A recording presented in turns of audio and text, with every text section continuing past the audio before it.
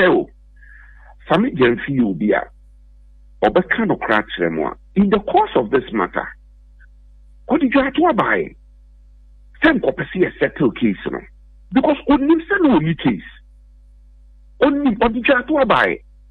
And Dr. Matthew Poku protect and say, Sammy, maybe a said no sika na me pe me din na me pese me jare no na me te ho ti asam na wo kan no me so say encham yi say wo de me ko fore say the nkrofo a wo from say oboya ringleaders of a kidnapping syndicate. So what I say enti uni no sika na me pe na mum no ko make a donation of 40,000 cedis to Osu Children's Home. E wo be the doctor can't say onya no. Now saying so ometna asempa radio so na on retracted.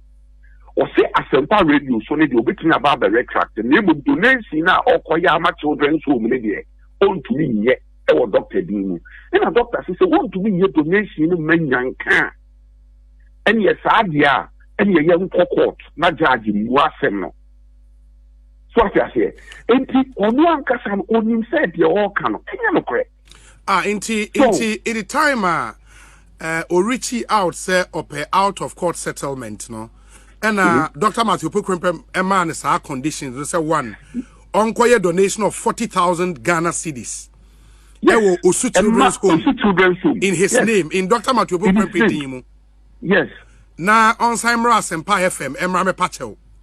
Pacho no. And Sameka Asempa ne de obetimi aba. Obetimi aba na Osu Children's Home donation ne de ontumi nye. Ontumi nye. Ontumi first come come ontumi ko donation yanka yanka e wo Dr. Matthew Poku Prempe di.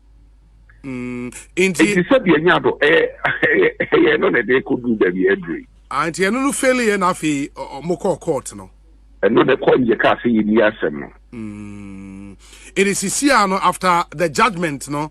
O client Matthew Opoku Prempe say enforce na jisika ni nyina the patrol 550,000 Ghana cedis the patrol adaromai na say eba say because apart from Sikana was also sign patrol public apology on the same platform the patrol point of so can say no sa press conference now of Frewo NDC headquarters yes e can say mo ke kan ye no sa press conference na so sa review no the render apology. Sa press conference no media houses be brave efa and live. It was a way so media houses inside fan live view. Me pato adaro me so be na fan live. No why na eko tua says kanama media houses na fan live. Me pato you we as Sammy Jenfi. Hey, because that is the only way I will be to me satisfy the court order no. Na say opache oni wi a sika ne de no mo be hwe ne kakra na. Patrolling the Dr. Matthew Poku Prempe so maybe the back come here. Some of them yes, we are lawyer in India said we are clients smart for. But sir, what to say or no so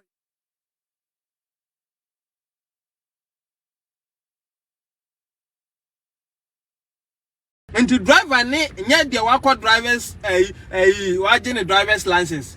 The did driving no chika akoba. Sammy Jenfi kokwa to him could dear some of my friend lawyer.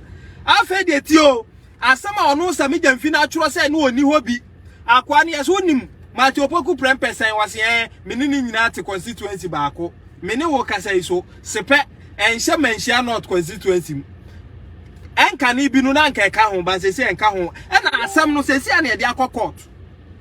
And do you remember I say 1957 na Ghana your capital Cape Coast and you bisa some say capital of Ghana say Cape Coast adaya na 1957 ye wo me no na Ghana capital Cape Coast wo yade adwenin ye ana judge ni say krache na uka no abutu no adan nti Sammy Jenfi tie akunyanum di no hu say kwa suampanyi be no makofa na ba begina ahoso wo medi ma asem mami and one sorry say tio ti asema mini amene wo ka no ono Sammy Jenfi na fe de oye say me amekwa kogina adaka nu was what tro krata dia bre court say court asem ni si ye na mini ho mi hu da minim da information gathered na ma mekwa ye press conference. You see how the NDC operates.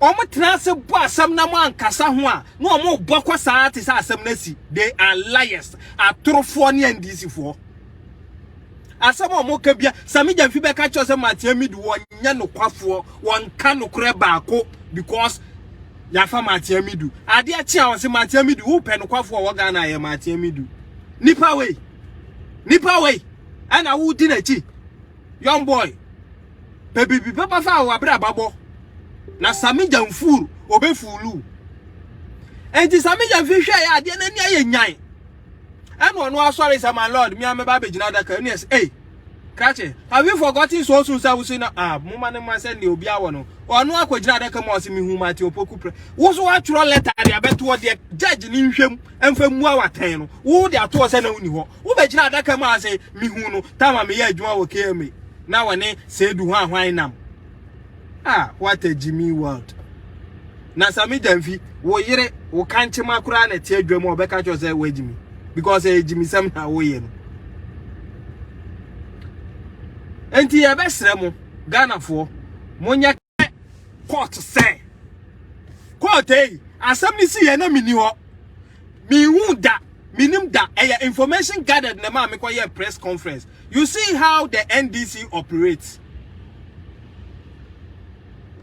Omo trase bo asam na mo ankasa ho a no omo bokwa saa te sa asam na si they are liars atorofo ne ndisi fo asam omo ka bia Sammy Jamfi be ka cho se Matia Midu wonya no kwafo won ka no kure baako because ya fa Matia Midu ade a chia won se Matia Midu wo pe no kwafo wo ga na ye Matia Midu nipa we ana wo di na chi young boy baby papa fa wa bra babo na Sammy Jamfuru obefulu enti Sammy Jamfi hwe ya ade na nia ye nyan eno no asori say my lord me ameba begina daka ni hey Krache, have you forgotten so soon say we say na muma ne man say ne obi awo no ono akwagina daka mo se me hu mate opoku pre wo so atro letter de abeto de judge ni nhwem emfa mu awatan no wo de ato se na uni ho wo begina daka mo say me hu no tama me ya adwuma wo KMA na wone say du hwan nam what a Jimmy world. Na Sammy Jamfi, wo yire, wo kanche makura na tie adwam obeka cho say we Jimmy because Jimmy sam na wo ye no. Enti ya besre mo Ghana fo monya careful with NDC. Opia ye no so no, the first interview na Sammy Jamfi say Sammy Jamfi say obetua bibia once afa de auto ayampia say na ye buatia na ye obi amu bibia ntia no asema me ka kirewi kope Sammy Jamfi evidence in chief na ekan na hwe the court proceedings the course wo ho say wo anka wo kra wo mbobo na enti me de obi obetwa ntro social media bia wo Ghana ha no masa wo ti no efa ho afa no court na opposition say entro that is not what opposition means obetwa ntro a me say fa no court emra wo Ghana na mo penya hwe jamane nka dodo enche na now enkrofo mo so akasa ne me so akasa tia me de be ko no Sammy Jamfi na no be ka atum de ntia kwasampanyi misra mo fa nche me useless non-entities Kevin Taylor no me de no aba mu ni say no tini page ni so wonum agimifo adwoso junction ho no keka nsem funfa agrada case ayache no say na judge baako obekwa akoye say